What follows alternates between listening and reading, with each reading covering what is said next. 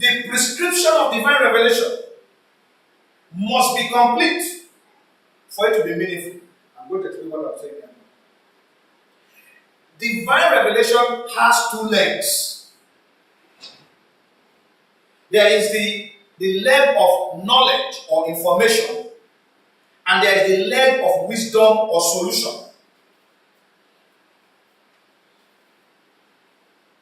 When Peter received the revelation about Judas Iscariot, his office being vacant, and somebody else filling it, that was what? Information. He had knowledge. Is that not so? But he did not go back to God to receive the solution or wisdom, which is what should we do based on this information. If you read 1 Corinthians chapter 12, verse 8, the Bible speaks about spiritual gifts, the word of wisdom and the word of knowledge. And they usually go hand in hand. So when God gives you information, don't carry that information and start jumping and then be presuming that God expects you to work out the solution. There's something that one man of God used to say. He says, the lion, when he wakes up, will say to God, God, just show me the animal that you want me to eat. Don't help me, don't help it. Leave us, okay? Leave us alone. And I'm okay. Now, God doesn't work that way. The way God works is, He will show you the animal you are going to eat. And then He will tell you how you are going to eat it. Do you understand? Everything from start to finish is about God. So God does not give you information and then leave you blank. Even if He doesn't give you any other thing outside of that, He expects you to now come to Him in prayer and ask. Do you understand? Unlike Peter, which is what many of us do, we act like Peter. A man wants to get married, Lord, between Dupe and Yabo, which one should I marry? That's what Peter did. He had presumed that it is either this one or that one. A sister wants to get married. He said, between Obi and Ikenna, which one should I marry? She has presumed that it's one of those two.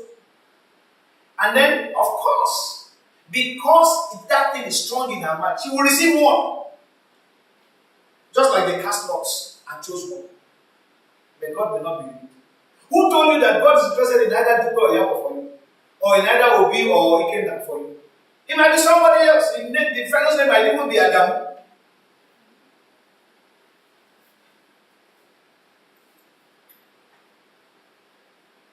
So you need both. The two legs of divine revelation are information and solution. Don't sit on one. In Genesis chapter 41, we know that story. Okay, let me see if I understand. Let me just read some of the portions. You remember Pharaoh's dream about cows and corns of air. He talked about fat corns, fat cows. He talked about blasted corns, very lean, dry cows, and how there were 7 in number each one. And then the blasted corns came up one day and just swallowed up the 7 fat corns.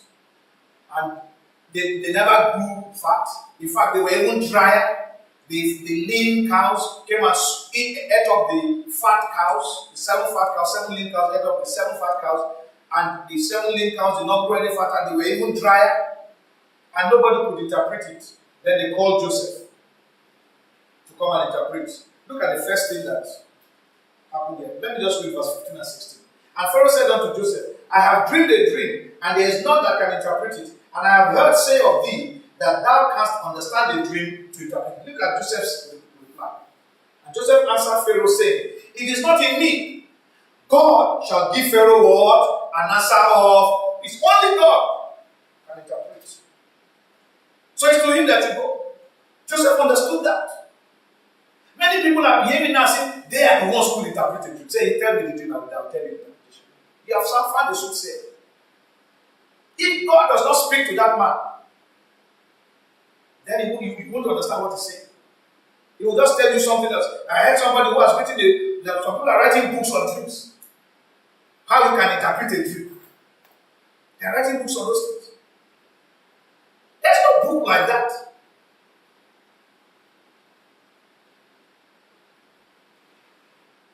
Verse 25. Let's just skip to verse 25. And Joseph said unto Pharaoh, the dream of Pharaoh is one.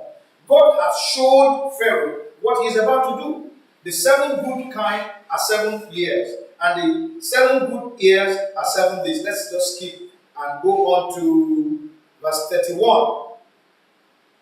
And the plenty shall not be known in the land by reason of the famine following, for it shall be very grievous. And for that the dream was doubled unto Pharaoh twice. It is because the thing is established by God, and God will surely bring it to pass. So God has given him. Now, having given him the information, Joseph now gave him the solution. You see, it's one thing to have information. How do you know what next to do? Look at the solution Joseph gave from verse 3. Now, therefore, Joseph is now giving him wisdom, or what is called wise counsel. Now, therefore, let Pharaoh look out a man, discreet and wise, and set him over the land of Egypt. Let Pharaoh do this, and let him appoint officers over the land, and take up the 5th part of the land of Egypt in the 7 plenteous years, and let them gather all the food of those good years that come, and lay up corn under the hand of Pharaoh, and let them keep food in the cities. And that food shall be for store to the land against the 7 years of famine, which shall be in the land of Egypt, that the land perish not through the famine. Because we know, we say, this is a simple solution. But you know that God had not told Joseph, he wouldn't have had a solution. There's famine in the land, there will be famine in the land after the 7 years of plenty. What do we do now? All many people are doing, like when we had plenty in this country, what did we do? We ate everything. So it's not easy to know what to do. Because we don't believe that the years of plenty will ever stop. Nobody ever believed that Nigeria could be the way we are today. Meanwhile, we blame somebody. We've forgotten that when we should have been using wise counsel, there was no wise counsel. There was a time when we had Pentecostal pastors surrounding the presidency in this country. What did they tell them? Nothing. Every man went with their Ghana must go back to collect money. But they never give them wise counsel. Today now we are impoverished. And instead of going to God again, what are we doing? We are blaming somebody else. I pray that God will show us this. In Proverbs chapter 4 verse 7, the Bible says, tells us that wisdom is the principal thing. Therefore get what? Wisdom. And in all your getting of wisdom, what should you get? Get understanding. You need to know why certain things. Sometimes God will tell you, sometimes God will not tell you. But it's good if you have understanding along with wisdom, because it will profit you tremendously. In Proverbs chapter 24, verse 3 and 4,